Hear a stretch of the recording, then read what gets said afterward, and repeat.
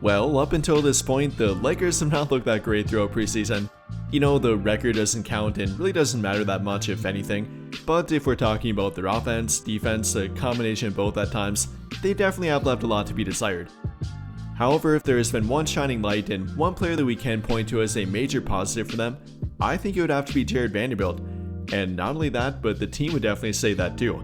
Everybody from JJ Redick has talked highly about him, his teammates from Jake LaRavia, Gabe Vincent, so on and so forth, have been talking very highly about Vanderbilt, how much he means to this team and how much he might be able to help them out this season, especially on defense, and maybe with his improved 3-point shooting too, though that one's a major if up until this point. And with that in mind here, how much will he be able to help their defense out? I mean, it's not looked that great throughout preseason, and that's without them playing with Luka Doncic, LeBron James, Austin Reeves in one game, a few guys that aren't really great defenders to their team and aren't going to make a huge contribution to their defense. So is it a problem? Is it something that might have to be worried about? Or is it something that they have time to fix and maybe with this current group? Well, that's definitely up for debate here, but I think if they are able to do it, if they're able to have a top 15 defense and a top half in the NBA type defense, a lot will ride on Vanderbilt. I mean, we have directly seen it with Vanderbilt on the court, compared to being off the court and how that impacts their defense in a negative way. Last season, for example, they were the 21st rated defense without Vanderbilt, compared to being the 13th rated defense with him on the court. That's an 8-spot jump and directly shows you how much he impacts their defense in a positive way. Not only that, but that's not even the best version of Vanderbilt. That was him coming off an injury and probably not being in the best role for himself, playing a lot of small ball center and playing more at the rim, compared to being at the perimeter and being a defensive pest for their team. I think that says a lot about how much he can do for their defense. Or even during the 23-24 or 22-23 NBA season, he once again had a similar effect. During the 23-24 NBA season, they were the 17th rated defense without Vanderbilt on the court, but the 15th rated defense with him on the court. No, not a massive jump, but once again showing the positive correlation with him compared to without him on the court.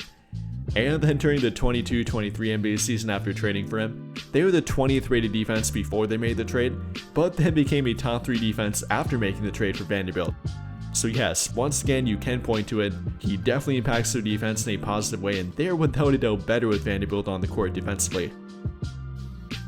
But again, will that be enough to make the Lakers a top 15 or at least somewhat average defense or above average? Maybe.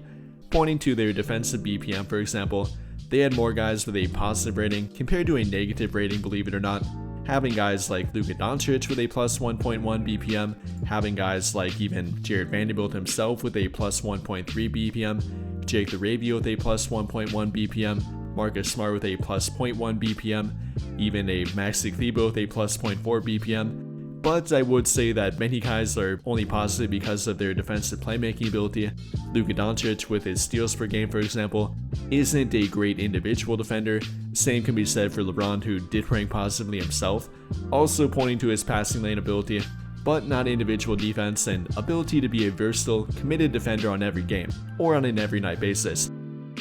And well, if they're going to overcome that again, they definitely need a committed, concerted effort from their entire team, and to get the best version of Vanderbilt, Marcus Smart, DeAndre Ayton, and pretty much their entire team too.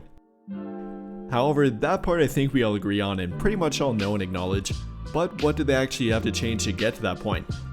Well, if you ask me, I'd point to 2 or 3 things, and really 2 big things in particular, one of which is a problem that's been a problem for well before JJ Redick and even before Darvin Ham came to their team too, that being their transition defense and simply getting back on defense. I mean, not only that, but it's once again been a problem during preseason. I really hate to point to numbers and even to win count throughout preseason, it doesn't mean much, but if you're doing the same things that were a problem last season, even before you got guys like a healthy Vanderbilt back, DeAndre Ayton, Marcus Smart, who's yet to play for their team, but even with their new additions and without LeBron, Luka, even Austin for one game on the court, if their transition defense has still been a problem, which it unfortunately has been, that is something that does need to change and does need to change quickly. Throughout 2 preseason games, they have been giving up 21 fast break points per game to their opponent. That's the 3rd worst of any team throughout preseason, and it's still been a problem for them and really will continue to be a problem until they make it a bigger focus too. So that's number 1 that has to change for them. I think their half-court defense and rim protection has been pretty good, but their full court defense, and again simply getting back on defense, has not been good for some time now, which unfortunately does remain true up until this point, and that definitely is a bit worrisome in my opinion. But apart from that, and yes, I would call that problem number one, they have to fix that, I'd actually point to their rotation and why it's not set up to be a good defensive team. I mean, the fact that they have 5 of their worst defenders in their starting lineup, at least 4 of their worst perimeter defenders, and guys that simply aren't meant to take on that kind of role on defense, pointing to Luka Doncic, LeBron James, Austin Reeves, and Rui Hachimura, that's not the role that they should be filling on the court, and yet they're pretty much forced to do it, especially for both Rui Hachimura and Austin Reeves. So to better balance out the rotation and make it fit better on defense, I would definitely be looking to add a better defender and a better defensive playmaker to balance out that group. Likely having to swap out Rui Hachimura to do it. Yes, you could make an argument for Austin Reeves, but I don't see that realistically happening. Redick likes him and does consider him as part of their main group offensively and really the center of focus of their team, so I don't see it happening. Likely having to switch out Rui Hachimura for a better defender, and I would point to Jared Vanderbilt at this point. Yes, I think it does make a ton of sense for Marcus Smart to be in there, but with him missing part of training camp already, with him coming off an injury-prone year that was even worse than Jared Vanderbilt, not looking to be as healthy compared to Vanderbilt quite yet, no, I don't believe that he's hurt or is injured at this point, but they are trying to manage him and limit him a bit up until this point. Then with the chemistry focus of it, the team continuity part with it, I would be looking to add Jared Vanderbilt at this point, and I think that would be a good way to balance out their team. Adding a better defender in their lineup, maybe a guy that can even be somewhat decent offensively, if he can maintain what he showed throughout preseason and improve his 3-point shooting with it. A guy that's one of, if not the best defender on their entire team, and not to mention probably the most versatile one too. Can defend point guards, shooting guards, small forwards, power forwards, even some small ball centers, so I think that would be a good way to do it.